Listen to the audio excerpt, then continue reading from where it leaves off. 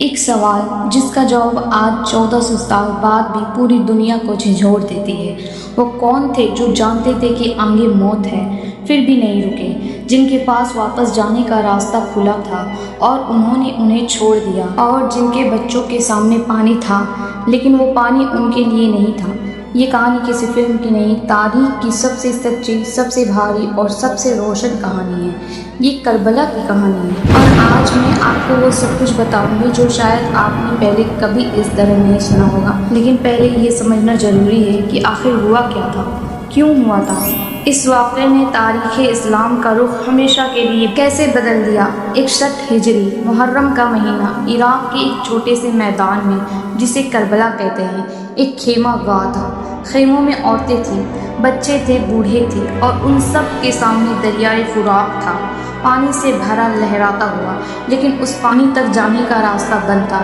3 دن سے بچے پیاسے، عورتیں پیاسی تھیں، گھوڑے پیاسے تھے، اور اس خیمہ گاہ کے سردار نواسہ رسول صلی اللہ علیہ وسلم امام حسین رضی اللہ تعالی عنہ جانتے تھے کہ کل صبح کیا ہونے والا ہے، لیکن ابھی اصل کہانی شروع بھی نہیں ہوئی تھی۔ اس رات سے پہلے ایک پوری تاریخ ہے، ایک پوری داستان ہے، اور اس داستان کو سمجھنے بغیر کربلا کو سمجھنا ممکن نہیں۔ بات شروع ہوئی ہے 11 ہجری سے۔ رسول اللہ صلی اللہ علیہ وسلم کا وصال ہو چکا تھا اور اسلامی دنیا ایک نئے دور میں داخل ہوئی تھی۔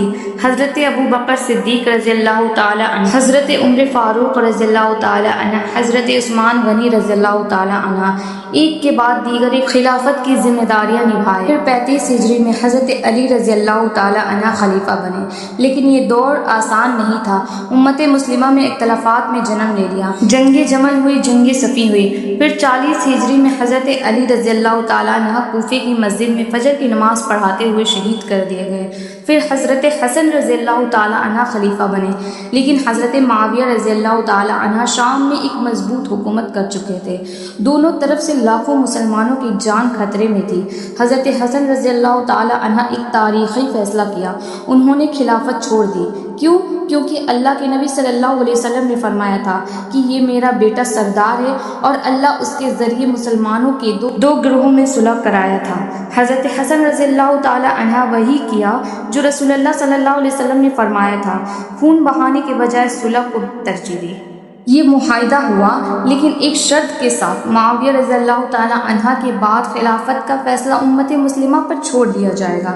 50 ہجری حضرت حسن رضی اللہ تعالی عنہ انتقال